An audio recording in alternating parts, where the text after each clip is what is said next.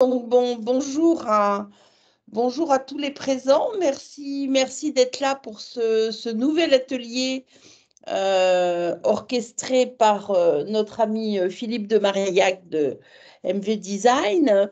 Dans la prolongation, je dirais, des différents ateliers qu'on a pu avoir sur ce sujet, on est vraiment sur comment repenser son concept magasin, toujours bien évidemment dans une logique d'éco-conception et de réemploi. Et pour ce faire, eh bien, nous accueillons effectivement ce matin Alexis Nollet, qui est cofondateur d'Horizon Ulteria, pardon, et qui va vous faire une présentation sur un petit peu sa vision par rapport effectivement au sujet. Et comme vient de le dire Philippe, ensuite on passera au cas pratique. Et bien évidemment, tout du long, n'hésitez pas à lever la main, à poser des questions, à couper parfois la parole pour essayer que cet atelier soit bien évidemment animé et surtout réponde à vos attentes et vos demandes. Merci beaucoup Alexis d'être là et je vous passe la parole. Merci beaucoup, Jocelyne. Bonjour à tous les présents. Voilà, donc moi, je suis le cofondateur de Horizon Ulteria, une entreprise engagée dans l'agencement responsable depuis 2006, donc depuis un long moment. Voilà, hop, pardon, je me mets en mode avion, j'ai eu un petit problème. Avant de commencer, en fait, j'aimerais bien, s'il vous plaît, parce on n'est pas tant que ça, est-ce que vous pourriez vous présenter très très rapidement et me donner vos attentes voilà, pour essayer, si je peux essayer d'y répondre le mieux possible. J'aimerais bien savoir pourquoi vous êtes là et ce que éventuellement vous attendez. Je ne suis pas sûr de pouvoir répondre à tout, mais ce sera plus simple si je connais vos attentes. Si on a... et Jocelyne, est-ce que vous voulez bien faire le... Moi, je risque d'être pris dans ma présentation. En plus, j'ai mes deux écrans, je ne veux pas y toucher parce que j'en ai un en mode présentateur et un en plein écran. Comme ça. Et dès Oui, que je touche, j'ai peur de ne plus pouvoir revenir. Du coup, oui, je ne vois pas je verrai pas les gens qui lèvent la main et tout ça. Si vous voulez bien. d'accord, Ok. pas de souci, je suis là. Alors, je vais demander à Sally, dans un premier temps, se présenter. N'a pas votre micro, on ne vous entend pas. Allô, vous m'entendez? Voilà, Oui, très bien, super. merci. Super. Donc bonjour, moi je m'appelle Sally Keita. Donc je travaille en fait à Altavia Palace, du coup en tant que chargée de développement.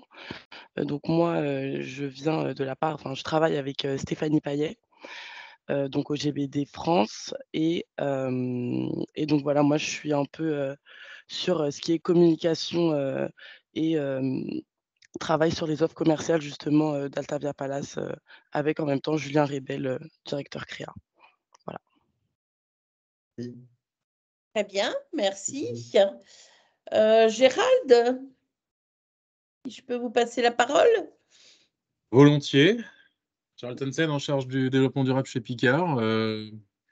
Nous, on démarre tout doucement grâce à Génération Responsable les concepts de circularisation, circularité des points de vente.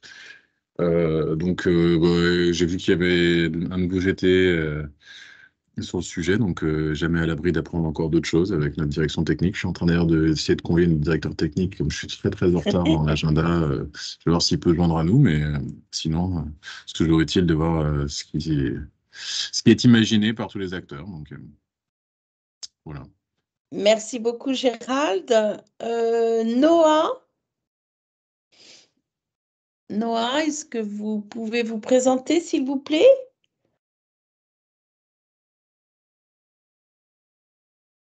Non. On ne vous entend pas si vous parlez.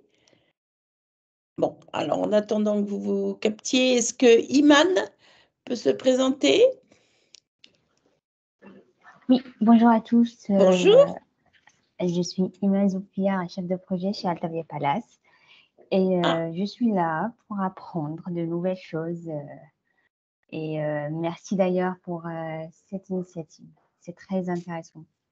Merci beaucoup. Mélanie? Oui, bonjour à tous. Alors, moi, je suis conseillère emploi-formation à l'opérateur de compétences l'OPCommerce, donc l'OPCO du commerce. Et puis, je me suis inscrite pour, pareil, pour m'acculturer, pour découvrir le sujet, puisqu'en tant qu'OPCO, c'est une de nos missions, notre 6e mission, d'accompagner les entreprises sur le sujet de la transition écologique et de la RSE. Donc, ravie d'être là. Absolument. Merci beaucoup. On est en train de faire un gros travail avec l'OPCO Commerce, toute une partie formation. Et merci effectivement d'être là, Mélanie. Et Merci. bonne matinée à tous. Au fur et à mesure, je pense qu'il y a la Belle-Îloise qui devrait nous rejoindre. Il y a 2-3 personnes de la Belle-Îloise qui devraient nous rejoindre. Il y en a 3, je crois. Ouais. On leur demandera. On leur demandera tout à l'heure si elles ont des attentes particulières, si elles arrivent un petit peu en retard. Voilà, Alexis, c'est à vous. Ah, ok, je vous remercie. Donc, moi, je vais vous parler retail. Et dans le retail, je vais vous parler de l'agencement, donc plutôt de la partie physique du retail. Il y a plein de manières d'être responsable dans les boutiques ou dans les lieux de vie, hein, dans les bureaux, etc. Il y a tout ce qui est notamment gestion d'énergie, etc. Moi, je n'ai pas de compétences là-dessus. Moi, je viens vous parler du mobilier, des matériaux, de la démarche de conception, etc.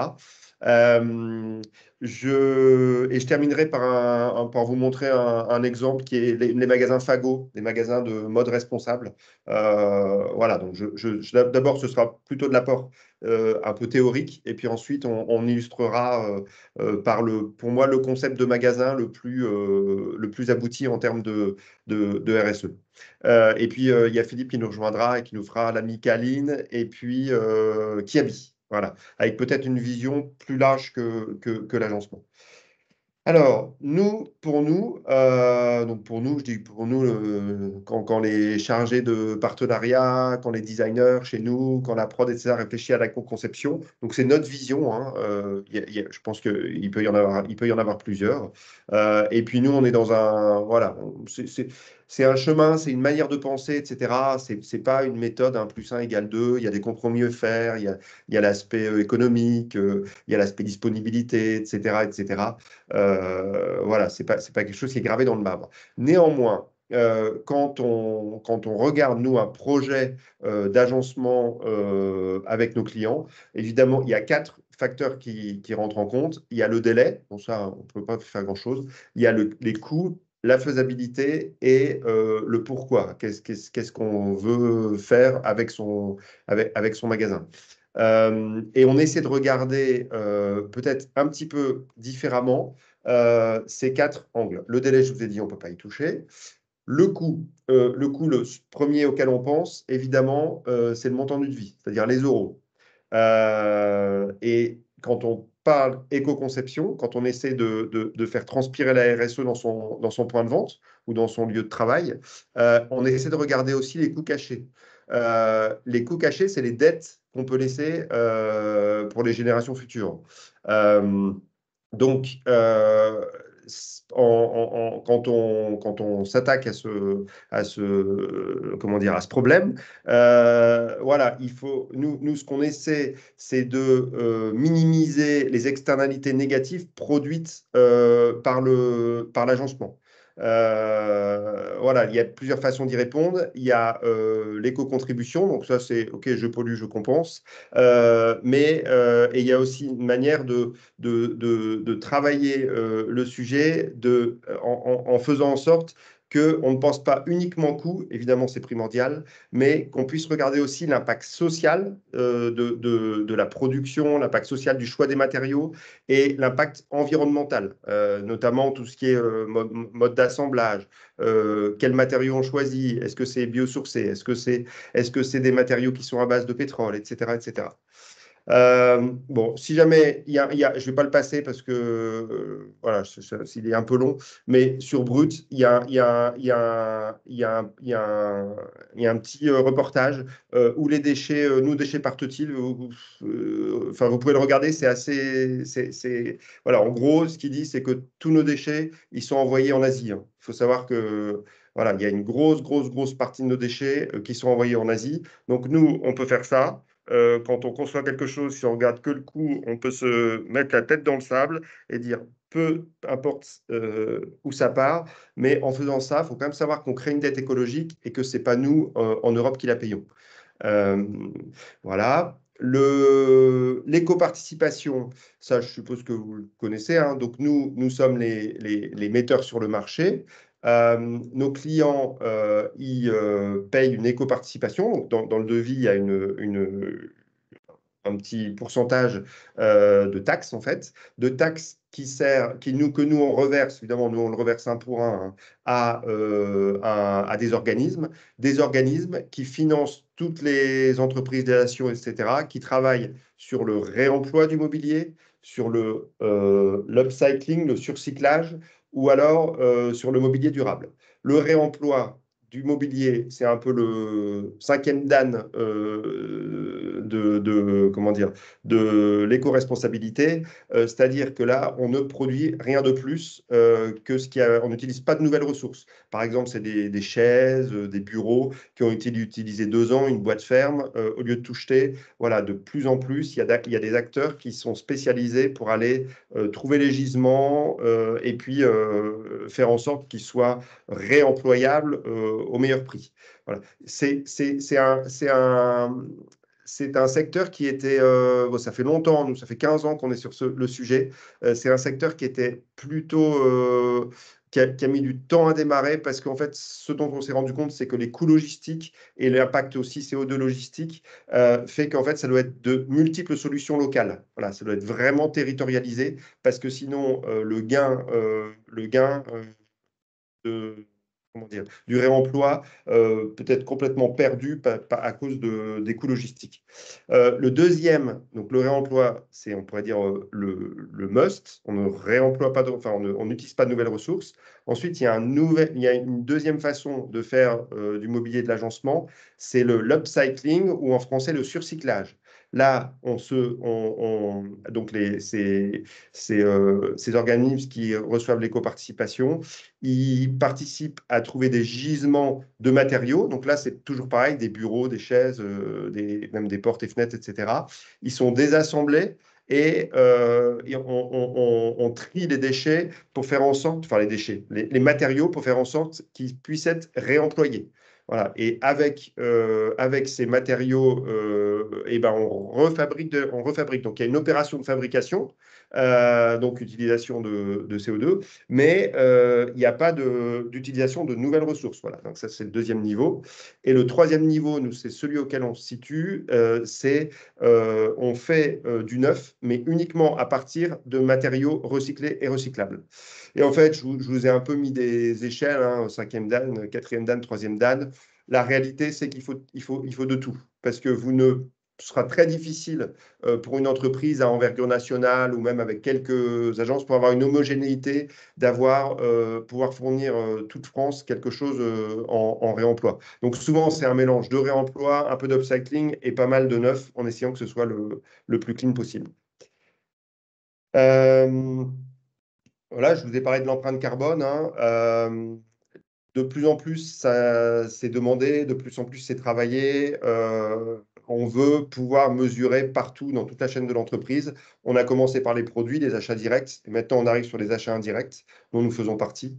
Et voilà, on veut mesurer l'empreinte carbone de l'agencement de son lieu de vente, de son lieu de vie. Voilà, donc nous, on a travaillé avec un cabinet qui s'appelle Axio, etc. Et on donne avec nos devis l'empreinte carbone et on le compare par rapport à une version en agencement classique. L'agencement classique, hein, c'est du panneau de particules. Donc, c'est des copeaux de bois avec pas mal de colle.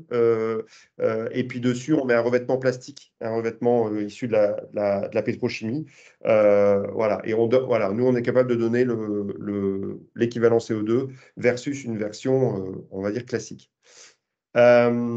Deuxième point important, il nous semble, quand on veut éco-concevoir, c'est d'être très ouvert, de travailler le plus en amont possible avec les fournisseurs de matières, avec les usines, etc., pour que,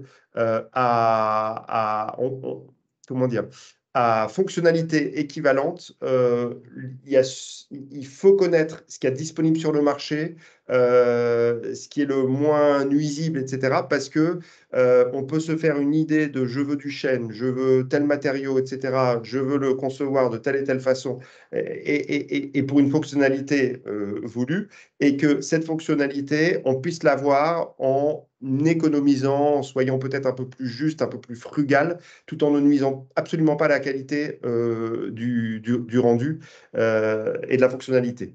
Voilà, donc très, très, très important de travailler en collaboration avec les faiseurs.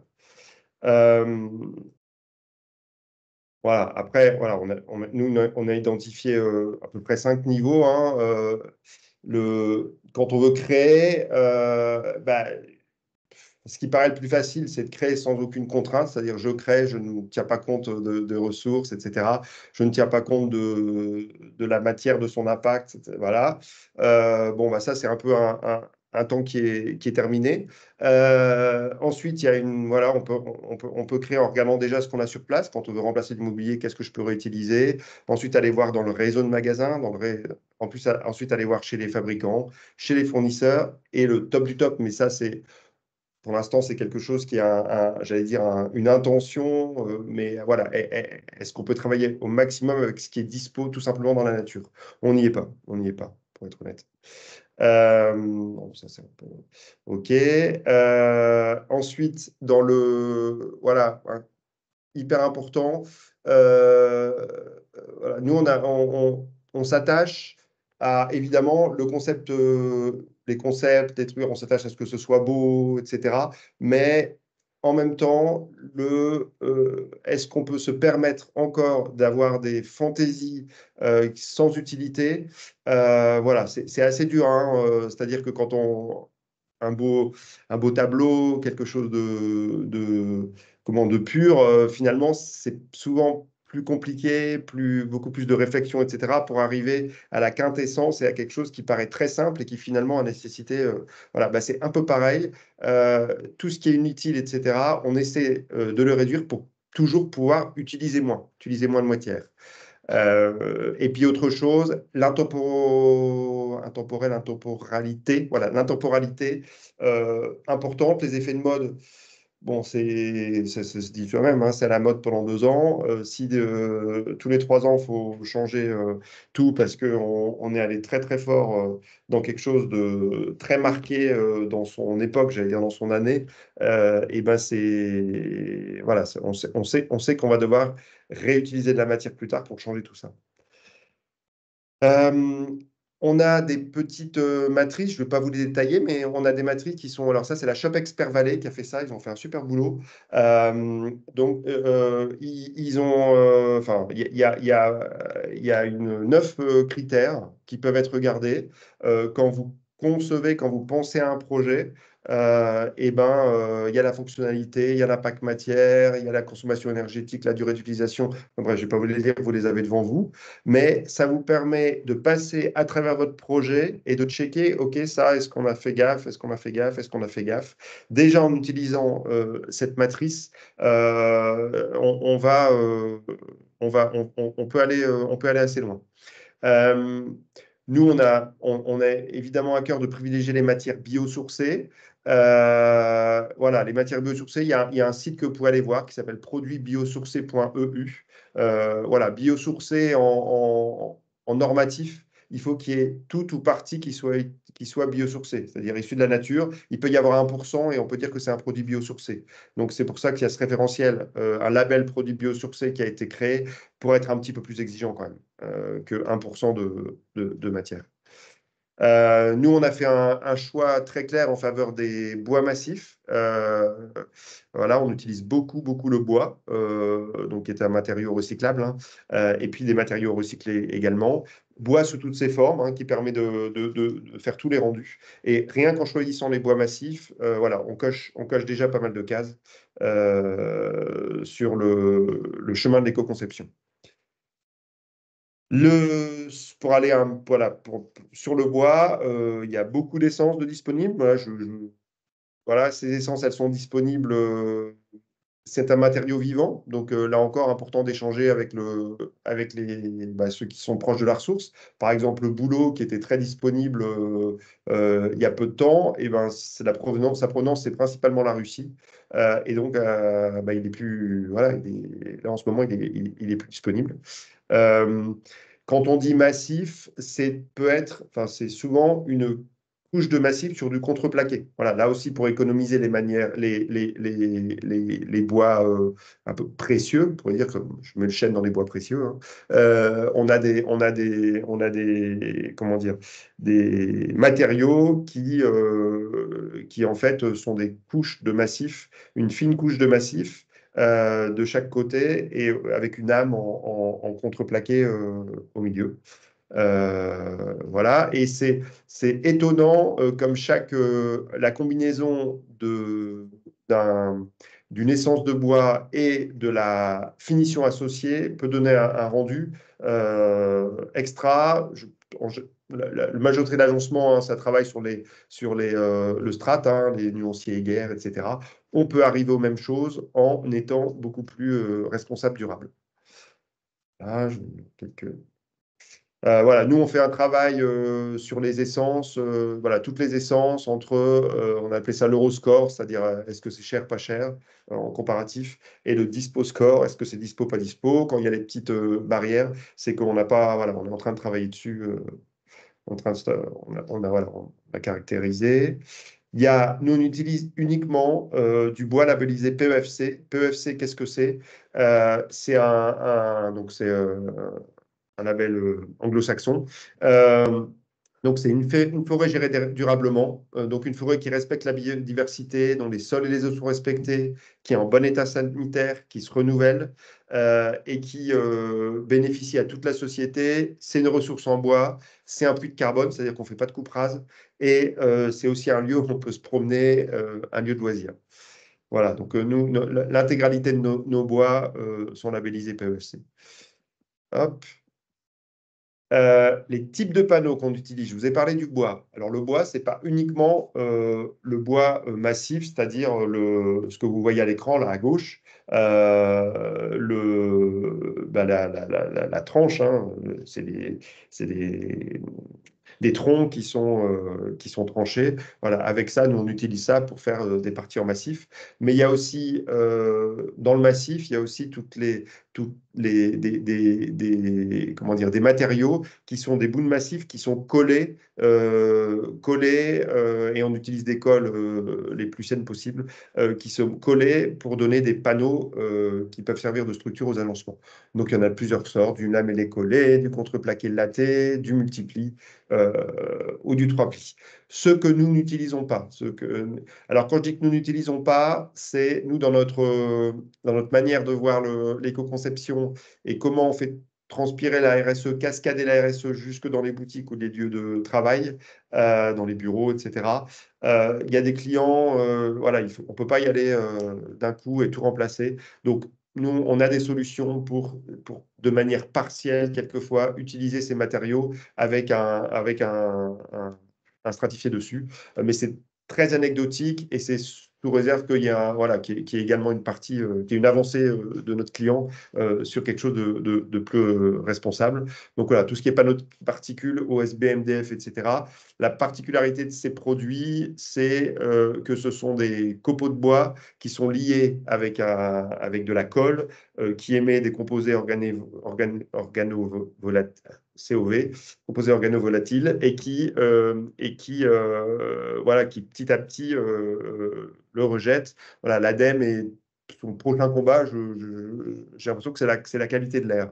Voilà, et entre le massif, les lamellés collés, etc., voilà, les rapports sont de 1 à 10. Hein, c'est assez énorme.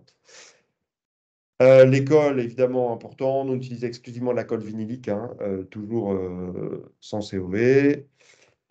Alors, il y a pas mal de nouveaux matériaux qui arrivent là.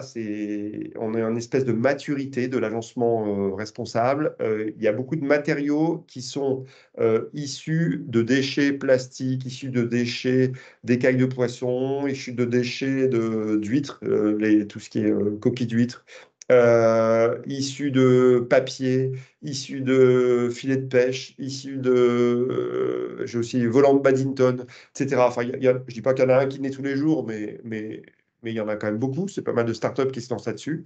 Euh, Nous, on a... Voilà, il y a évidemment un point de vigilance à avoir avec ces écomatériaux, c'est qu'ils sont tout neufs, donc ils ne sont pas encore quelquefois caractérisés d'un point de vue technique, la tendreté, ce que ça peut supporter comme charge, etc. Donc nous, on fait ce travail.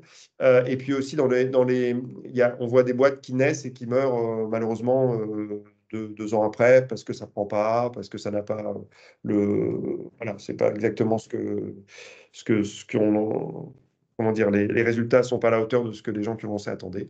Voilà, et il y a 4 matériaux qu'on connaît bien, qui sont le pierre-plume, le pavé, le métis et le pepperstone. Pierre-plume et métis, c'est des soit isolants phoniques, soit isolants thermiques, soit décoratifs.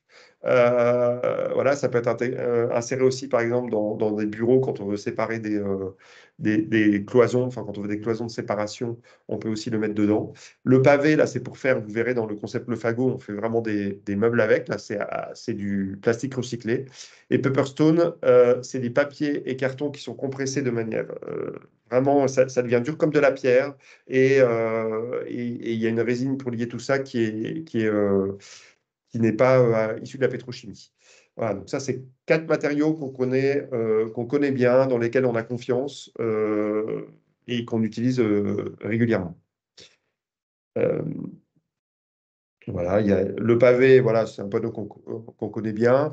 On connaît bien le PEHD, il y a 2 types. Le PEHD qui est plutôt assez flexible, qui est tendre, etc., donc qui n'est pas adapté partout. Par exemple, chez la Belle-Éloise, je ne sais pas si les gens sont arrivés, mais je vois un peu les boutiques, il peut y avoir un peu d'huile, etc. Ce sera assez peu adapté. Par contre, Fagot, du vêtement, c'est parfait. Donc, ils ont développé un autre panneau, beaucoup plus rigide, etc. À partir de porte de frigo, le PS. Il est sorti il y a quelques mois et ça, on est en train de le tester.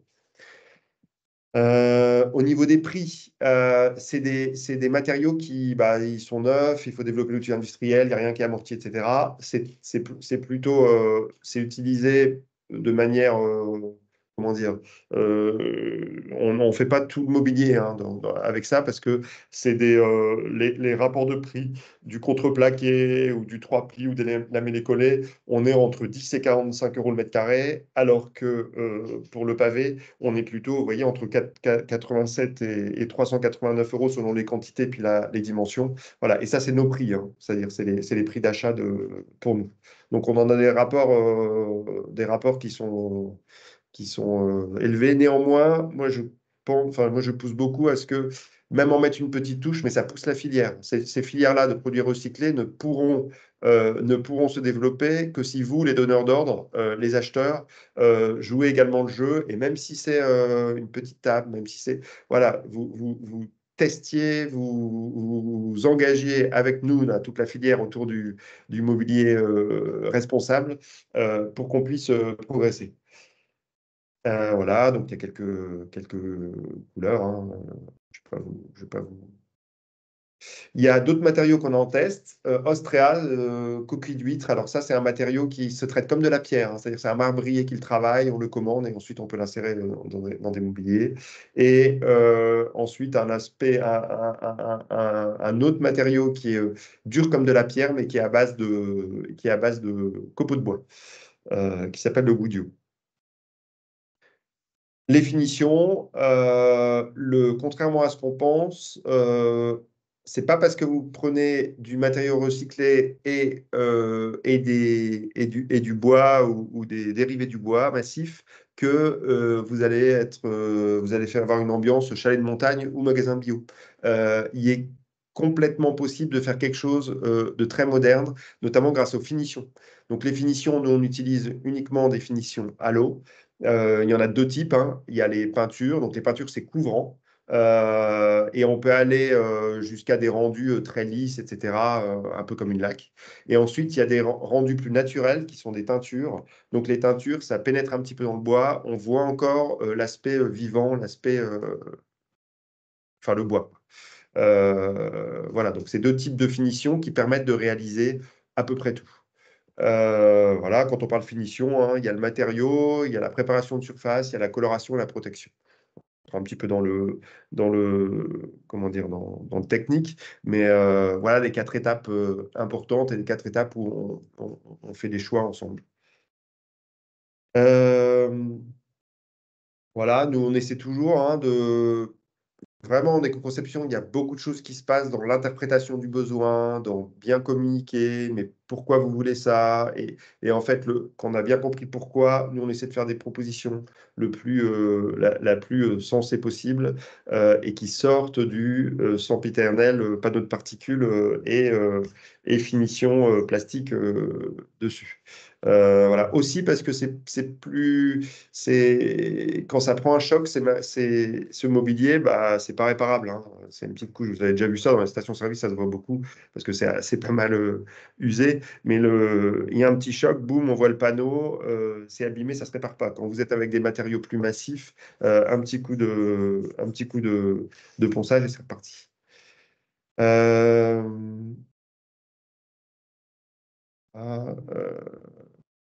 Voilà, on essaie toujours hein, de faire des compromis entre économique et écologie et usage aspect. Quand vous fabriquez, voilà, vous voulez diminuer votre impact carbone par vos lieux de vente, vos lieux de vie, de travail. Il y a aussi la façon dont est fabriqué le mobilier, où c'est fabriqué, qui est important. Voilà, nous, on a choisi de rénover nos 2 sites de production il y a peu de temps. Donc, on a un site en Bourgogne, à côté de Chablis, pour ceux qui aiment bien le vin, à Saint-Brie-de-Vineux. On a un site, on a 4500 mètres carrés. Voilà, on a une usine qui permet d'accompagner nos clients toute France, voire région périphérique. Hein. Avec dans la niche, notre niche, on est très très peu hein, dans l'agencement durable. Je vous dis, là, 99,9% des agenceurs sur le territoire français, c'est panneaux de particules, plus couche de strate dessus. Voilà, on est très très peu et de notre taille, c'est-à-dire capable d'accompagnement dans des déploiements importants. Là, en ce moment, on refait des agences Maïf, par exemple. Voilà, je pense qu'on est les seuls de cette taille. Voilà, on a refait une usine, on a reconstruit une usine il y a 2 ans dans des principes de cradle to cradle, du berceau au berceau, c'est-à-dire qu'on a conçu l'entreprise, ouais, enfin le bâtiment, pour qu'il soit recyclable et que c'est une banque de matériaux plus que quelque chose qui, à la fin de vie, va être détruit et partir à l'enfouissement. Donc, on avait très attention aux matériaux utilisés, au mode d'assemblage, etc., etc. Labellisé bâtiment exemplaire par l'Europe. Voilà, on a très souvent des visites. Voilà, vous êtes bienvenus pour visiter l'usine. Si vous avez des architectes chez vous, ils sont souvent passionnés. Et puis on a une deuxième usine en D'ailleurs, Dordogne. je peux donner un témoignage. Nous, avec tous nos architectes, on y a fait un séminaire, on y a passé une journée entière pour parler justement éco-conception, visiter le bâtiment, etc. C'était vraiment formidable, quoi. On a adoré et enfin voilà, et d'un point de vue technique et d'un point de vue valeur, c'était super. Merci Philippe. Et on était ravis de vous recevoir. Et on a eu l'Occitane aussi la semaine dernière, qui sont venus. On a régulièrement du monde. Et on a une deuxième usine en Dordogne qui est spécialisée plutôt sur la partie agencement. Il faut aussi de la charpente et enfin, d'autres choses, mais je pense qui vous intéressent moins. Mais elle est spécialisée sur le mobilier extérieur, mobilier d'agencement extérieur. Et notamment, et aussi les ombrières photovoltaïques. Voilà, je vais passer à quelque chose de plus concret, qui est, avant de laisser la parole à Philippe, c'est les boutiques Fago. Voilà, on a la chance d'aménager, alors je crois qu'on a fait notre 51e, alors on se partage avec un autre agenceur, donc on n'a pas fait toutes, mais on fait la majorité. Il y a la 51e, je crois, boutique Fago qui est sortie. Fago, c'est une boîte qui est assez récente, hein, qui aura une dizaine d'années, je pense, qui est maintenant nantaise et qui s'est spécialisée dans la mode responsable. Voilà. Et ils en font vraiment un facteur clé de communication et d'engagement, mais c'est pas pour ça que comment dire, c'est des vêtements intemporels, mais hyper esthétiques, etc. On est dans quelque chose. Ils ont réussi à allier le responsable avec le moderne à la page. Voilà, ça fait pas bûcheron. Voilà, c'est une des enseignes du groupe Eram, hein, qui est adhérent chez nous depuis très longtemps et qu'on a effectivement déjà reçu. C'est vraiment une enseigne exemplaire. Tout à fait. Et alors, on a travaillé le concept. Alors, c'est Fairly, donc qui est voilà, qui est une agence de design responsable. Ils sont vraiment spécialisés. Bah, leur nom à faire, c'est juste, hein, justement. Voilà, deux filles extra avec qui on a travaillé pour pouvoir produire eux plutôt à la créa et nous à la réalisation. Donc je vous dis, pour que ça marche, bah, il faut que les deux travaillent ensemble dès le départ parce que sinon les créas arrivent à quelque chose qui est soit trop cher, soit infaisable. Beaucoup de frustration. Donc, vous voyez, hein, ces magasins, ils sont réalisés entièrement à partir de matériaux biosourcés ou recyclés, 60% biosourcés, 40% recyclés, voilà, c'est 100% durable. On est dans un univers hyper chaleureux. Enfin, je ne sais pas si vous êtes déjà entré dans les boutiques, mais on s'y sent bien. Voilà, c'est très, très réussi. Ce qu'ils ont utilisé sur les murs pour présenter leurs chaussures, des Tupac, c'est des tubes en carton recyclé qui sont collés sur une plateforme bois au mur avec des petites crémaillères. Voilà, c'est très esthétique. Matériaux entièrement recyclés. Sur les tables, c'est le pavé. Donc pareil, hein, eux, ils en mettent beaucoup sur la caisse, etc. Je vous l'ai dit, hein, c'est un matériau qui est un peu tendre. C'est un matériau qui n'est pas adapté à comment dire, à tout ce qui est restauration, etc. Par contre, pour des magasins de vêtements, c'est parfait. Voilà, maintenant, il y a toujours l'inquiétude, hein, on met quand même des nouveaux matériaux, comment ça va vieillir, etc. Le retour de Fago, ça vieillit très bien. Tout ce qui est peinture, là, nous, on a travaillé depuis longtemps avec Algo, qui s'est développé avec nous, qui est une boîte bretonne, qui fait aussi travailler des gens de l'insertion. Et donc, ils ont développé peinture et vernis à base d'algues. Voilà. C'est pas, ça nécessite une certaine technicité pour l'application, parce que ça change des autres. Mais voilà, nous, on la maîtrise et ça permet d'avoir une finition entièrement biosourcée. Les murs que vous voyez en vert, ils sont pareils. C'est de la peinture Algo. Voilà, après l'acier recyclé, c'est assez connu, hein, des types taux. Dans les cabines d'essayage, c'est du papier végétal, donc c'est du papier fait à partir de résidus de fauchage. C'est très très joli. C'est aussi coupe-son et c'est original. Et pareil, des panneaux décoratifs au mur en textile recyclé, on en a parlé tout à l'heure, c'est le Pierre Plume. Et enfin, nous on installe une grille au-dessus de la caisse et dessus, il y a une fleuriste qui vient installer des végétaux stabilisés. Donc, c'est des végétaux naturels, mais on a remplacé la sève par de la glycérine végétale pour que ça puisse tenir. Donc, c'est de la plante sans entretien, mais qui n'est pas en plastique. Voilà, et enfin, des tissus pour le cabine d'essayage, des tissus qui sont faits en filet recyclé. Le bois, je vous en ai parlé, c'est nous qui le fournissons, bien sûr. On utilise des bois le plus proche de chez nous et certifié PEFC, où je n'en ai pas parlé, mais il y a une autre certification qui est la certification FSC. Voilà, ça donne ça. Donc des magasins, je répète, hein, c'est pas parce que on se dit je vais faire des matériaux recyclés, recyclables qu'on va être dans un chalet de montagne.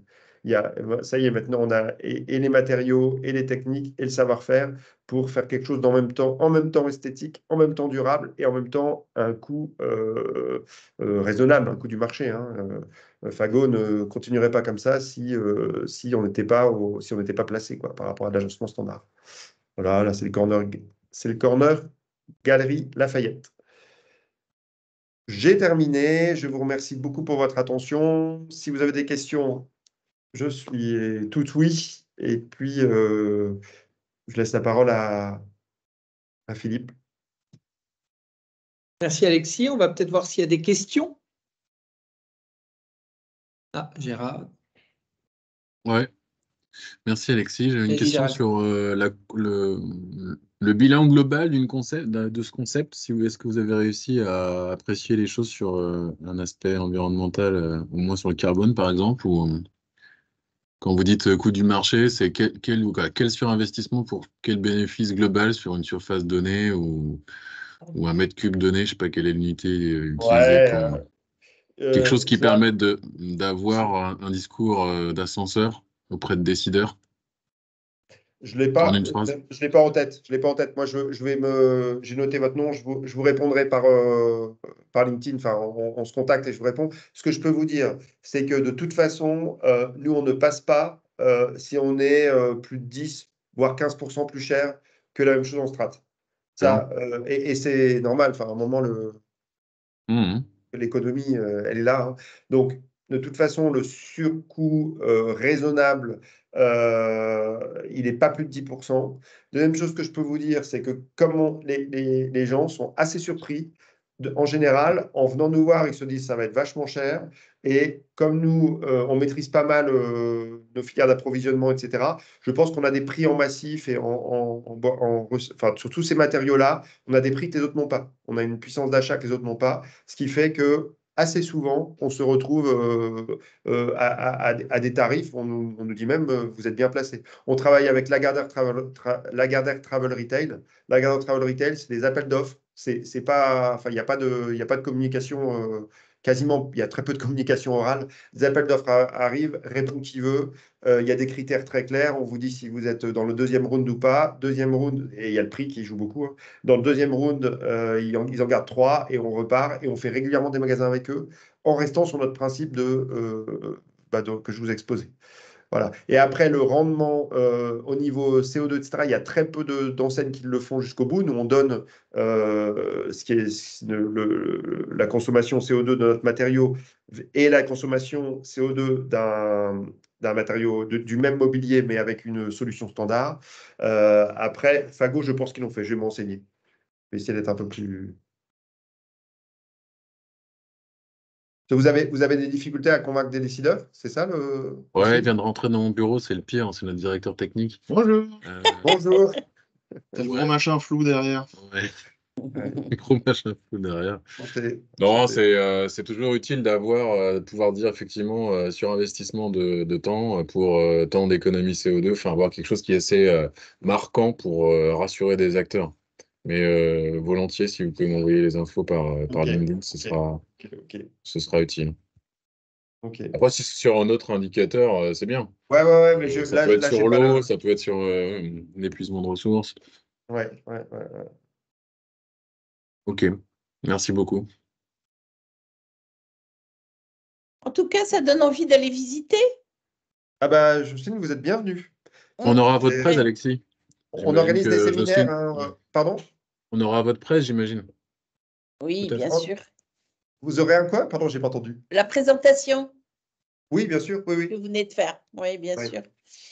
Non, mais ce serait bien effectivement d'organiser un rendez-vous pour les enseignes, hein, pour la partie archi, ce serait intéressant. Faudrait qu'on regarde ça, Philippe, au printemps.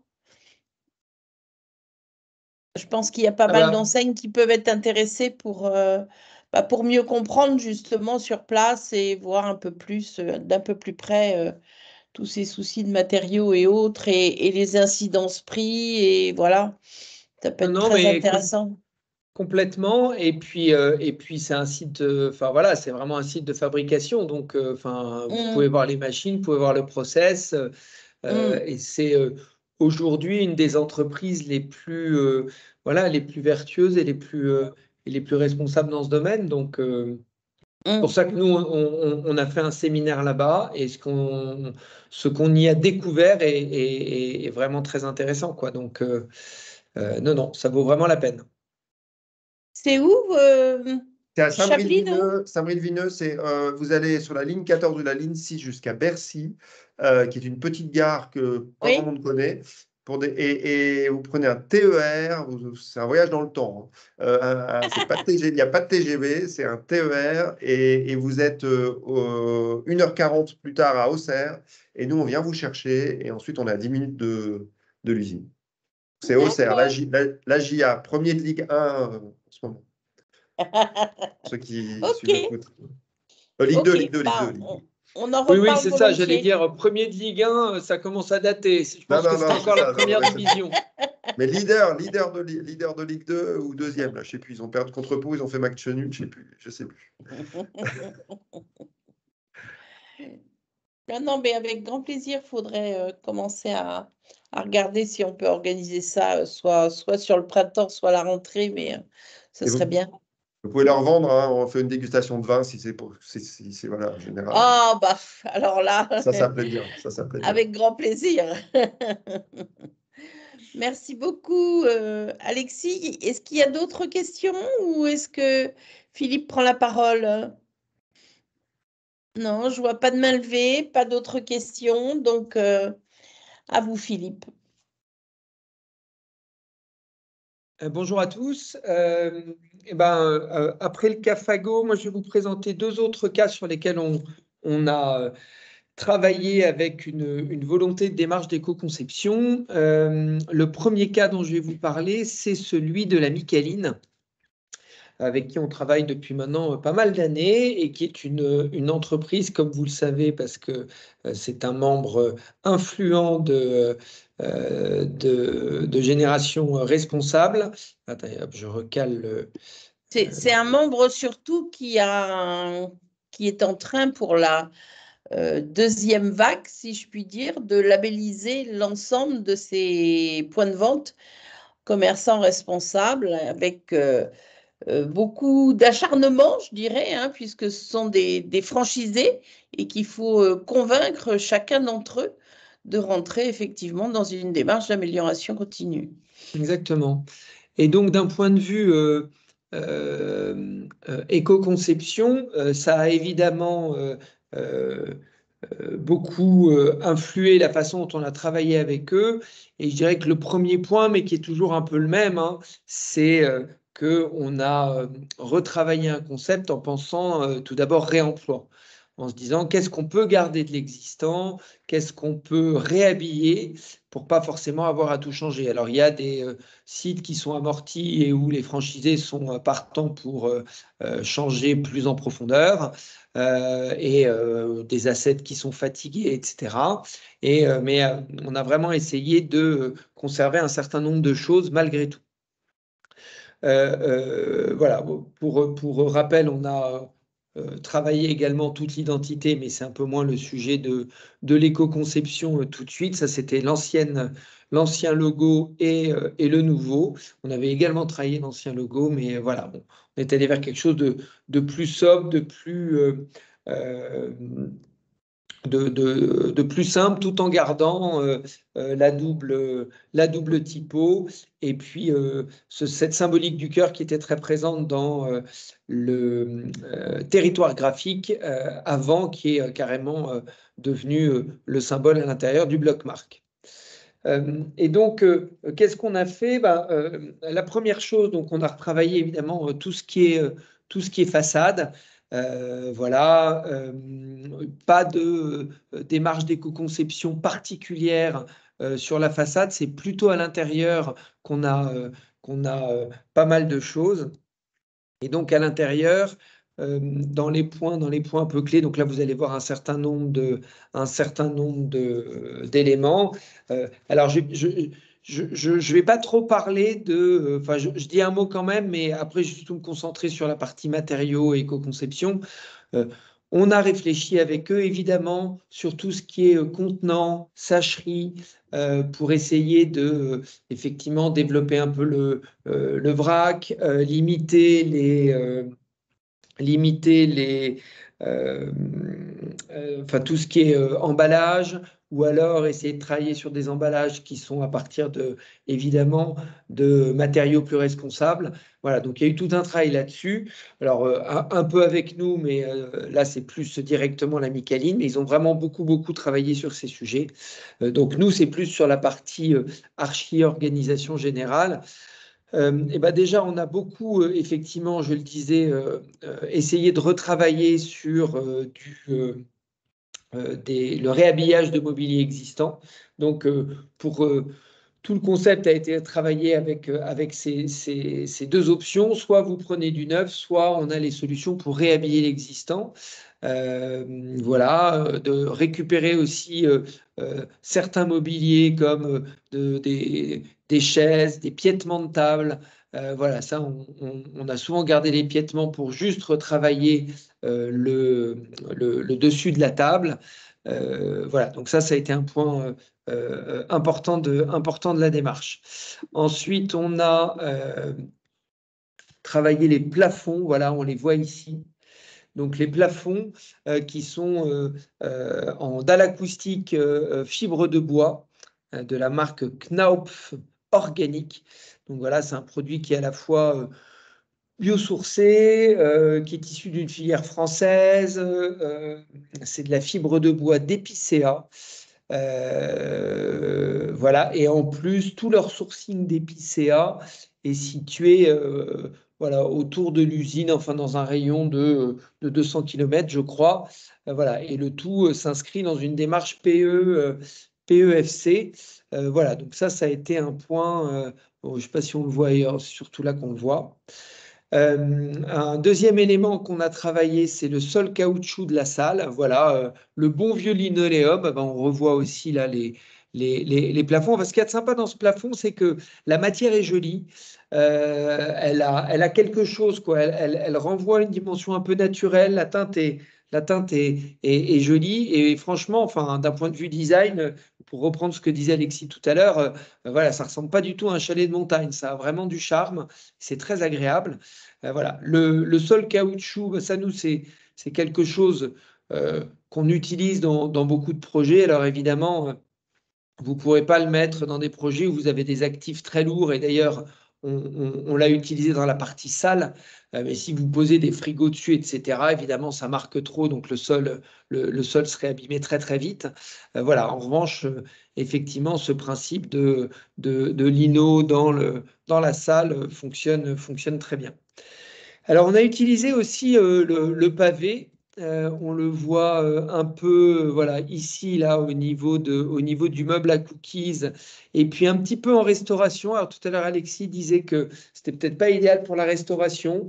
On a fait un test. Les magasins sont ouverts depuis un mois, donc voilà, mais vous le voyez ici. Voilà, on a testé aussi l'habillage sur, notamment pour réhabiller des plateaux de table existants pour voir ce que ça donnait. Donc on pourra avoir un retour là-dessus. Il y a eu également toute une recherche sur la partie bois. On a notamment interrogé, et c'est comme ça qu'on a commencé à être en contact avec Mobilwood, donc Ulteria. On a beaucoup travaillé, enfin beaucoup regardé ce qui pouvait être possible en termes de bois massif. Voilà, bon, pour l'instant, il y a quelques pilotes qui seront faits en bois massif, mais malheureusement, on revient encore beaucoup à des solutions un peu plus classiques pour des questions notamment de coût, mais il y aura quelques structures et piétements qui seront conservés en bois massif. Enfin, voilà, pour l'instant, ils n'ont pas complètement pris la décision de le déployer massivement. Bon, voilà, donc à voir pour la suite. Et puis, dans les autres points, j'ai déjà parlé un petit peu de tout ce qui était effectivement les packaging. Il y a un meuble de tri. Je ne suis pas sûr qu'on le voit dans le cas présent. Il y a un meuble de tri voilà, non, c'est à peu près tout sur la Micaline, mais à nouveau, une démarche qui a pris beaucoup de temps, qui a beaucoup mobilisé le client, et il y a vraiment, je pense, des solutions très, très intéressantes, notamment les plafonds, le sol caoutchouc, ça marche vraiment très bien. Le pavé est une solution qu'on voit assez souvent, mais je reviens vraiment, et ça, je pense, ça a été le cœur c'est cette dimension réemploi. Elle est d'autant plus vertueuse dans le retail que en fait, vous faites baisser vos investissements. Et finalement, il y a toujours eu un peu cette démarche chez les retailers de dire à un moment, bon, on va faire le concept full, et puis il y a des moments où on va faire le concept un peu plus light, un peu plus dégradé, où on essaye effectivement de réadapter le concept. Voilà. Et je pense que de prendre le problème un peu différemment en se disant d'abord, qu'est-ce que je veux garder de mon concept, et à partir de là de commencer la création, je pense que c'est la meilleure façon de faire du réemploi. Voilà pour la Micaline. Je ne sais pas si vous avez des questions, et ensuite je passe à Kiabi. Non? Ah si, j'ai oublié une chose sur la Micaline, c'est qu'ils ont également fait appel à un cabinet d'ergonomie nantais pour travailler sur le sujet du bien-être des équipes, parce que c'était même quasi un des points d'entrée du concept. C'était de dire, en fait, le concept marche bien, les produits sont bons, ça tourne, ils ont leur usine à Saint-Jean-de-Mont, enfin voilà. Et le concept, d'un point de vue design, fonctionnement, ils sont très contents, même l'ancien. Voilà. Mais en revanche, ils ont un vrai problème de fidélisation des équipes. Voilà. Donc il y a eu vraiment toute une réflexion aussi sur la façon dont on allait améliorer d'un point de vue ergonomique, voilà, les mobiliers et tout le travail des collaborateurs. Donc voilà, donc nous on a beaucoup travaillé avec ce cabinet de lean management, puis surtout beaucoup la Micaline, et on a intégré ça après dans le design et dans les choix, les partis pris qui ont été faits. Ouais, ça je peux me permettre de rebondir, Philippe, c'est hyper important ce que tu dis. En fait, quand on dit on va travailler l'écologie, pardon, on le limite souvent à l'environnement. Voilà, dans l'imaginaire collectif, hein, moi pendant très longtemps, l'écologie c'était l'environnement, donc la nature. Alors qu'en fait, voilà, l'écologie c'est plus large. Et il y a la partie sociale. C'est comment est-ce que je ne crée pas de dette? Comment est-ce que je ne crée pas de dette environnementale ou sociale? Et quand on traite mal ses salariés, enfin on traite mal, sans le vouloir, hein, moi je fais la même chose, mais quand ça a un coût, et c'est comment est-ce qu'on essaie de diminuer ces externalités négatives sociales dans ce qu'on fait. Il y a aussi quelque chose qui a été beaucoup travaillé chez Fago, je l'ai entendu parler il n'y a pas longtemps, c'est au niveau des horaires dans les boutiques. Parce qu'en fait, moi je ne savais pas ça, hein, mais c'est un enfer pour les employés. C'est qu'en fait, ils ont des horaires très fractionnés, et puis difficulté de prendre des week-ends complets, donc la vie de famille pas facile, etc. Et ça crée des vraies difficultés pour les personnes, et aussi des vraies difficultés de recrutement. Donc il y a aussi toute l'intelligence à mettre au niveau social. Voilà, il n'y a pas que les matériaux, moi j'ai abordé ça, mais il y a plein d'autres choses à voir dans un concept qui soit écologique. Et en plus, c'est vrai qu'aujourd'hui, l'enjeu des retailers, il est évidemment toujours économique. Enfin voilà, augmenter les ventes, et puis baisser les coûts, limiter les investissements. Il est évidemment environnemental, mais il est tellement social. Enfin, moi, tous mes clients ont du mal à recruter, ont du mal à fidéliser. Donc effectivement, vraiment travailler cette dimension-là aussi, la façon dont on peut, quand c'est possible, améliorer les locaux sociaux. Alors, pour avoir travaillé avec Picard, c'est pas toujours facile quand vous avez des petits locaux sociaux sur des magasins de centre-ville.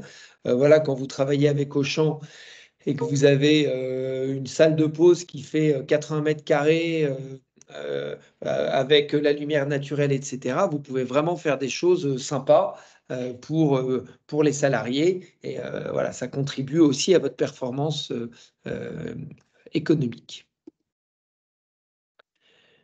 Donc, Kiabi, j'en ai parlé un peu lors du New Retail Forum.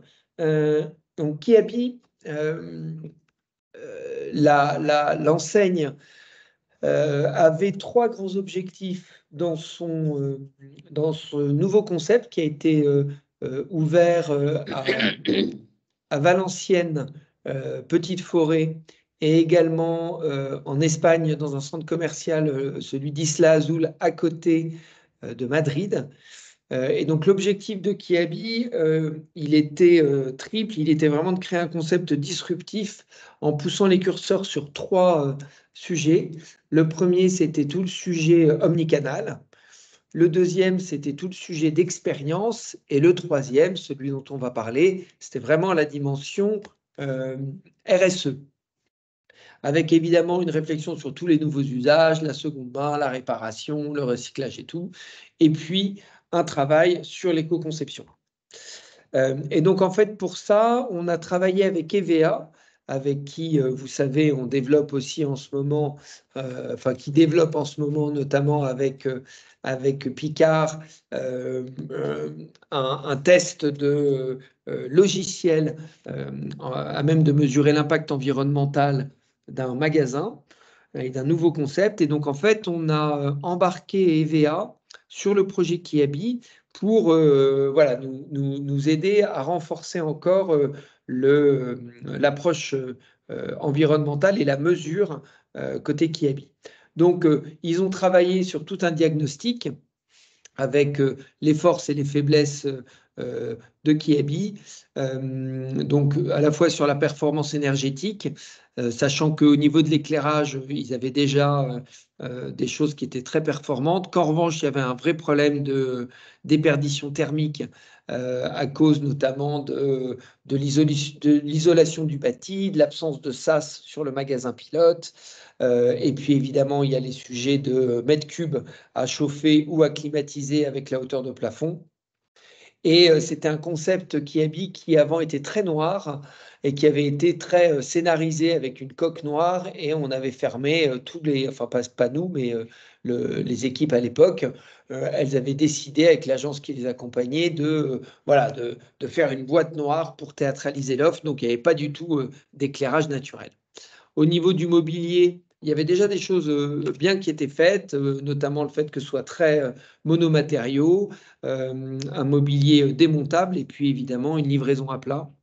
Voilà. En revanche, il y avait beaucoup de matériaux à droite à gauche. Il y avait un peu trop de matériel et du matériel qui n'était pas toujours très modulable. Donc ça posait des soucis. Et puis évidemment, tout était fabriqué en Chine. Et au niveau enfin de la durée de vie, il y avait là aussi des bonnes pratiques en place, avec de la modularité, évidemment le fait de réutiliser assez souvent. Voilà. En revanche, il y avait pas de prise en compte de la fin de vie de ces mobiliers, donc tout ce qui était sur le recyclage, etc., c'était pas spécialement travaillé. Et puis enfin, au niveau du social, il y avait déjà des partenariats locaux. Voilà. Et puis, pas de parking vélo, pas d'espace pour la communauté. Donc, c'est aussi des choses sur lesquelles on a pu travailler. Donc, suite à ce diagnostic avec Kiabi et avec EVA, on a identifié 6 leviers à activer. Je vais surtout vous parler des 3 premiers. Qui sont sur la sobriété énergétique, la circularité du mobilier et puis le fait de partir sur du mobilier neuf plus responsable. Et sachez qu'on a aussi travaillé sur les sujets de comment créer un lieu de vie pour la communauté qui habite. Donc on est plus dans le social. Tout ce qui était vraiment l'économie circulaire, mais au sens business model, c'est-à-dire la seconde vie, etc. Donc ça, c'était pour la durée de vie des vêtements. Et puis, il y avait aussi tout un travail sur l'application qui habille. Voilà, mais je vais surtout vous parler des 3 premiers sujets. Donc le premier, c'était vraiment de limiter les déperditions thermiques. Il y avait notamment l'absence de sas sur le magasin pilote, donc on a recommandé d'en remettre un pour avoir la possibilité d'économiser jusqu'à 30%, pour limiter jusqu'à 30% les déperditions thermiques. Il y avait une réflexion sur le plafond bas. Nous, en tant que designer, parfois on aime bien péter les plafonds, on regagne de la hauteur sous plafond, le côté un peu technique d'un plafond, si c'est bien travaillé, propre, c'est assez sympa, enfin, ça a de la gueule, ça apporte de la modernité. Seulement, évidemment, vous rajoutez beaucoup de mètres cubes à chauffer et à climatiser. Donc, aujourd'hui, on recommande souvent de conserver les plafonds, les faux plafonds installés. Voilà, et il y a une économie évidemment d'énergie. Il y a aussi une économie substantielle de. Enfin, vous créez moins de déchets parce qu'évidemment, quand vous jetez tous vos faux plats, vous créez beaucoup de déchets. Et en plus, derrière, il y a aussi beaucoup de techniques qu'il faut remettre propres, ce qui est souvent assez coûteux, pas évident à faire. Voilà, donc il nous arrive régulièrement quand même de recommander de conserver des plafonds bas. Et puis après, il y a tout un système de pompe à chaleur à mettre en place, plus des systèmes intelligents de contrôle, de mesure de la consommation d'énergie, etc. Donc ça, ce n'est pas nous, agence de design et d'architecture, qui le recommandons, mais encore une fois, c'était fait avec EVA sur ce sujet-là. En revanche, effectivement, les partis pris de plafond bas ou les partis pris de SAS, ça, forcément, ça impacte vraiment l'aménagement du magasin. De même qu'on avait poussé à réduire la consommation d'éclairage en fait en d'abord réouvrant tous les skydomes qui avaient été fermés dans le concept précédent, même d'agrandir certaines ouvertures sur le plafond, donc en créant des espèces de verrières. On a voulu ouvrir un peu plus la façade du bâtiment, voilà, de façon à... Et puis effectivement, le plafond bas, plus votre nappe d'éclairage elle est haute, plus il faut booster la puissance de vos lampes pour avoir le bon niveau d'éclairage. Donc là aussi, il y a eu un certain nombre de partis pris. Et puis, voilà, donc c'est ce que je disais, une baie, une façade plus importante. Ce travail du SAS auquel on a donné, une fonction. Alors, il n'a pas été mis en place sur tous les pilotes, mais voilà, toujours à nouveau, il y a toujours des sujets un peu économiques, etc. Mais il a été mis en place sur certains, justement pour faire le test et voir si effectivement on avait le gain espéré en termes de déperdition thermique. Voilà, le plafond BA13. Et puis, il y a eu aussi une réflexion autour de la consommation du numérique. Voilà, en essayant de s'appuyer sur des labels, comme le label Energy Star, en essayant aussi d'adapter la taille des écrans à leurs fonctions. Voilà, il y avait des moments, notamment au niveau des caisses, où on avait des écrans gigantesques. Donc, on a essayé là aussi de recommander à notre client de diminuer la taille des écrans à certains endroits. Donc, évidemment, quand vous êtes sur un écran qui, dans le magasin, doit voilà, valoriser une opération, etc., ça, il faut qu'il soit puissant. En revanche, il y a d'autres endroits où vous pouvez avoir des outils plus petits et plus adaptés. Donc ça, c'était vraiment sur la sobriété énergétique. Et puis, il y a même eu un autre sujet, mais je ne sais pas si je l'ai indiqué ou pas.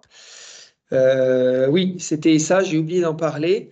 La foncière, qui est la foncière de Kiabi, qui détient la coque, va également faire un test d'isolation de la boîte pour voir si, voilà, c'est des boîtes à chaussures en bac acier, et donc voilà, ils vont essayer d'isoler plus le bâtiment pour voir quel est l'impact sur la consommation. Voilà, c'est sûr que aujourd'hui, mais vous le savez mieux que personne, tous ces sujets de consommation énergétique sont des sujets majeurs. Voilà, donc là, il y a eu un vrai travail fait avec la foncière. Deuxième sujet, c'est tout ce qui est circularité du mobilier. Alors là, le premier point, à nouveau, ça a été vraiment cette idée de réemploi. En fait, on a fait le tour avec les équipes Kiabi de tous les mobiliers et on s'est dit qu'est-ce qui est bien, qu'est-ce qui n'est pas bien, etc. Et notamment, tous les mobiliers périphériques les muraux périphériques ont été conservés. Beaucoup de portants et de tables de display ont été conservés. Et au total, en kilogrammes, parce qu'on a mesuré ça, en kilogrammes, toujours avec EVA, on a essayé de conserver 56% des mobiliers en place. C'était vraiment pas neutre. Et il il y a beaucoup de meubles, c'est de la gondole, donc c'est facile de modifier l'accastillage, d'enlever de la signalétique ou un habillage et puis d'en mettre un autre. Et puis, il y a quelques éléments comme, par exemple, effectivement, des tables de présentation où il y a eu aussi tout un travail de customisation et de reconditionnement du mobilier. Donc ça, c'est pas évident parce qu'aujourd'hui, les agenceurs, ils sont pas forcément équipés pour se déplacer des équipes en magasin et faire les travaux en magasin. Voilà, donc ça nécessite une organisation un peu différente, mais voilà, la chaîne s'y met et on a réussi comme ça à recustomiser un certain nombre de choses. Dans d'autres cas, on a eu aussi on a repeint du mobilier en magasin. Enfin, voilà, il y a plein de solutions qui existent. Et puis ensuite, il y a eu effectivement le fait de faire valoriser tout ce qui était mobilier qu'on ne conservait pas en passant par un éco-organisme.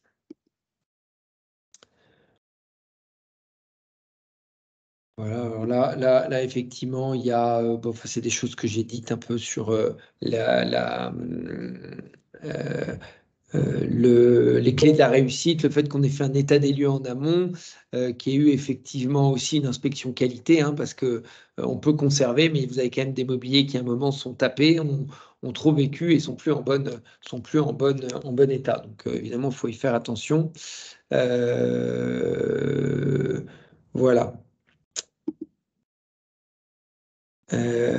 Et puis, il y a eu aussi, effectivement, je parlais de l'organisme, un travail avec voilà, l'organisme qui a été choisi, notamment, c'était Valdelia. Et puis, l'autre levier à nouveau, ça a été le mobilier neuf responsable. Chaque fois qu'on a dessiné du mobilier, on a essayé d'utiliser un minimum de matériaux et parfois assez souvent de le faire en monomatériaux. Voilà, en fait, ça a une vraie vertu aussi, hein, ça a une vertu économique. Hein, c'est souvent moins cher que quand on assemble beaucoup de matériaux différents, ou alors quand on assemble des matériaux différents, il faut que ce soit facile à retirer, donc privilégier des fixations mécaniques à tout ce qui est colle, voilà, pour faciliter la réparation, et puis derrière le démontage et donc le recyclage. On a aussi essayé d'alléger, voilà, donc là où par moment on le voit d'ailleurs sur, même si je ne sais pas si j'ai une photo après, non, je n'ai pas de photo après, mais vous voyez, vraiment la structure est très légère. Là aussi, il y avait cette volonté d'essayer d'alléger les matériaux qu'on dessinait. Et puis ensuite, on a quand même regardé aussi pour alors la quantité de meubles en boutique a été divisée par 3. Alors ça, je sais. Enfin, non, ça, je pense que c'est une erreur. Enfin, il y a beaucoup de meubles dans le. Je pense que c'est le poids des meubles utilisés qui a été sensiblement divisé. Mais ça, j'ai un doute sur ce chiffre parce que pour le coup, enfin voilà. Kiabi, c'est du mass market, donc vous avez beaucoup de câbles dans les magasins. On n'a pas tout d'un coup retiré un tiers du mobilier. Donc, il y a certainement eu sur certains meubles un allègement fort par un choix de design. Voilà, mais globalement, on n'est pas allé aussi loin que ça. Et puis, on a aussi essayé de standardiser un maximum de meubles parce qu'en fait, vous vous rendez compte que dans l'utilisation quotidienne d'un retailer, quand il a des meubles trop spécifiques pour une catégorie de produits, voilà, le jour où cette catégorie de produits, tout d'un coup, vous en avez un peu moins ou qu'elle est arrêtée, qu'il faut, voilà, vous vous retrouvez avec des meubles qui finissent dans les stocks et qui donc en fait finissent en déchets. Quand vous avez un maximum de modularité et de standardisation, là à l'inverse, et ben voilà, vous faites avec, vous passez les accessoires, enfin voilà, juste un peu d'accessoirisation, etc. Mais vous pouvez vraiment conserver un maximum le mobilier. Donc ça, c'est très vertueux pour limiter les déchets justement et ce genre de soucis. Voilà, et puis ensuite, on a beaucoup réfléchi au côté mobilier évolutif et réparable. Donc, tout ce qui est rehausse, Voilà, on les voit ici, là, toutes ces parties-là. Voilà, hop, on a toutes ces, notamment la 3e hauteur dans ça. Tout ça, ça a été pensé pour que ils puissent demain changer la signalétique facilement.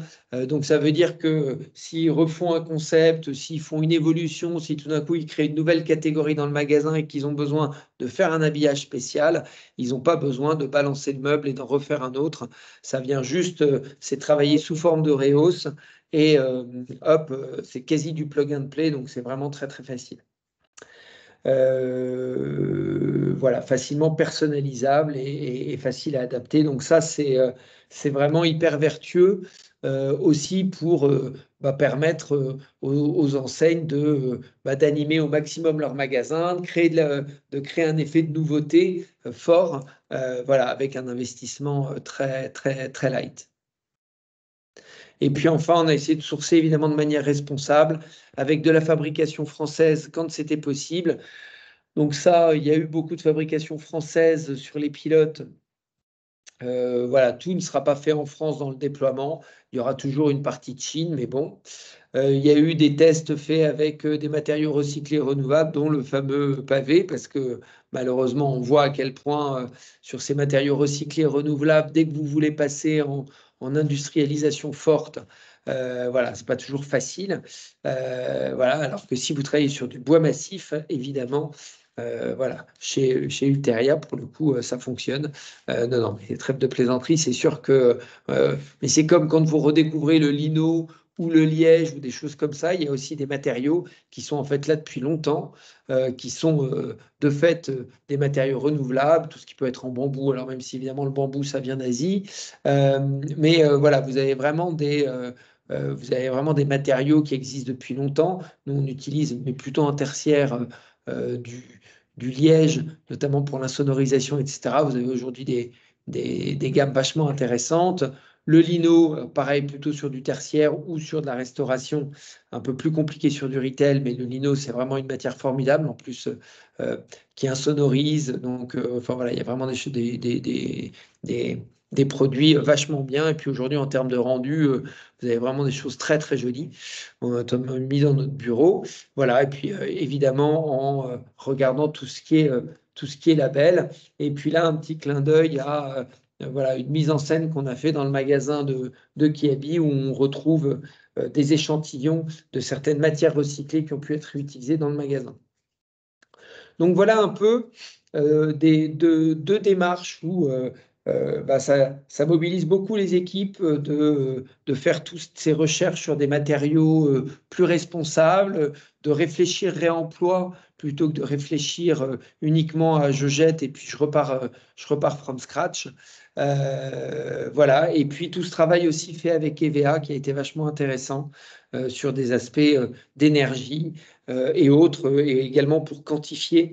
Voilà, c'est leur métier de quantifier plus que le nôtre. Voilà, je ne sais pas si vous avez des questions.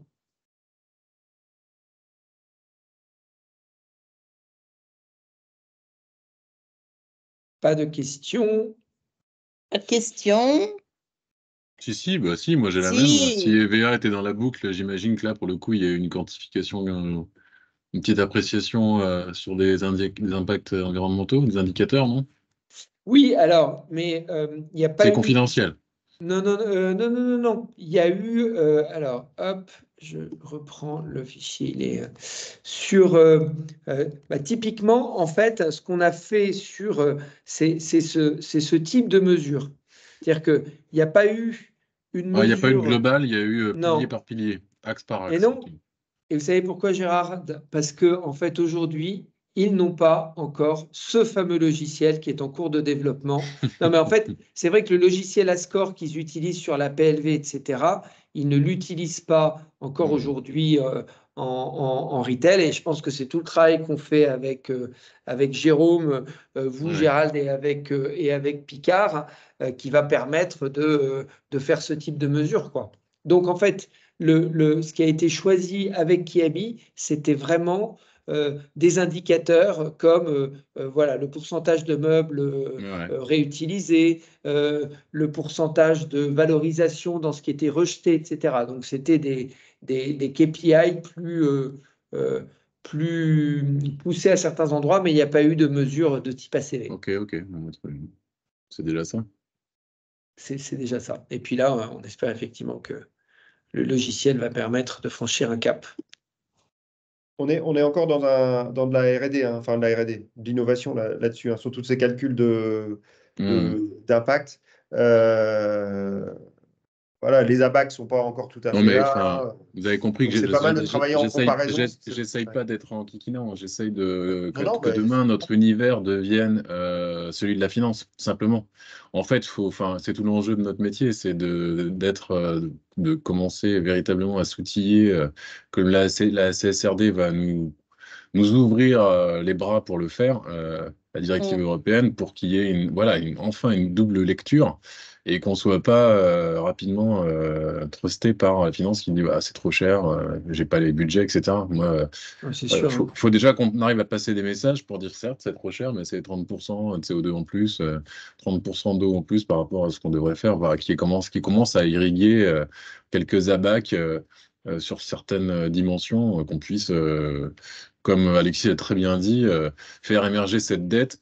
J'aime beaucoup le terme. Donc, c'est clair que tout ce qu'on permettra de documenter, je trouve qu'on. Voilà. Je suis très heureux qu'EVA avance sur le sujet et qu'on puisse nourrir ce petit pilote, etc. Mais je pense que tout ça va être utile, hein. Enfin, tout ça, toute la CSRD va permettre d'apprécier des choses, parce que je pense que le poste immobilisation dans les enseignes va clairement être boosté et remonté par justement le choix et le poids carbone ou le poids environnemental de tous les matériaux qui composent les enseignes qui fonctionnent encore, hein, qui survivent, entre guillemets, et qui font de la rénovation et quelques ouvertures. Mais aujourd'hui, c'est. Enfin, Philippe, vous savez mieux que moi, hein, c'est pas encore un automatisme. Jérôme, il a beau être super sensibilisé, il vient de partir en me disant qu'on lui demandait encore de faire des économies, c'est compliqué, quoi.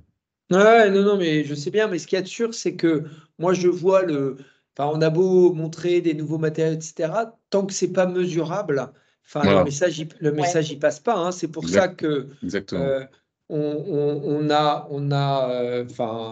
a essayé à travers le chantier que je pilote, voilà, de lancer cette réflexion. Moi, c'est quand j'ai vu EVA travailler sur la mesure de l'impact des PLV au Popeye, devenu Shops depuis. Je me suis dit, mais c'est vraiment ce qu'il faudrait qu'on arrive à faire en retail. Alors même si à nouveau, c'est vrai, quand je vois les bilans carbone de mes clients, ils me disent tous, bon, bah, c'est sûr que le gros de l'enjeu pour mes clients, il est dans les produits plus que dans la conception des magasins. Mais bon, petit à petit, on va grappiller partout enfin voilà. C'est le copier-coller du numérique. Le numérique, ça reste petit par rapport aux produits, on est tous d'accord, mais ils sont déjà en train de bouger un peu parce qu'ils savent quelle est la trajectoire. Et c'est vrai que dans une perspective de réflexion des ressources, le matériau en lui-même serait peut-être bien inspiré. Regarder ce qu'on fait. Ouais. Et à nouveau, moi, je trouve que notamment le réemploi, c'est fou. En fait, le réemploi, ça n'a que des vertus, quoi. Ça a l'air top. Ouais, ça n'a que des vertus sociétales pour faire bosser des gens sur le territoire. On est d'accord. Et puis en fait, et puis pour l'enseigne, là où avant vous pétiez le sol et puis vous jetiez tout et vous fermiez votre magasin pendant 5-6 semaines, bah demain vous le fermez un peu moins. Enfin, vraiment, il y a plein de choses intéressantes et ça vous permet, quand vous investissez sur des meubles, des nouveaux, bah là vraiment, vous avez plus de sous, vous pouvez faire des trucs plus qualitatives, plus fortes, en bois massif et plus en. Voilà, donc c'est vraiment. Enfin, voilà, moi je crois que ça, c'est vraiment hyper vertueux. Et franchement, je vois sur plein de sujets sur lesquels on bosse aujourd'hui, personne va vous dire ah ouais, c'est un nouveau concept, mais pas complètement, quoi. Si, tout le monde voit le nouveau concept et plus personne ne voit le réemploi à l'intérieur. Et pourtant, il y a une partie importante de réemploi, quoi. Bravo. Ouais, C'est work in progress. Hein. C'est work in progress. Parfait. Eh ben, il est 11h. Sur ces jolies paroles, il est juste 11h. Merci à tous. Merci à Alexis aussi. Merci beaucoup. Bien Merci à évidemment, on va transmettre, si vous pouvez me transmettre, messieurs, les présentations, qu'on puisse les diffuser.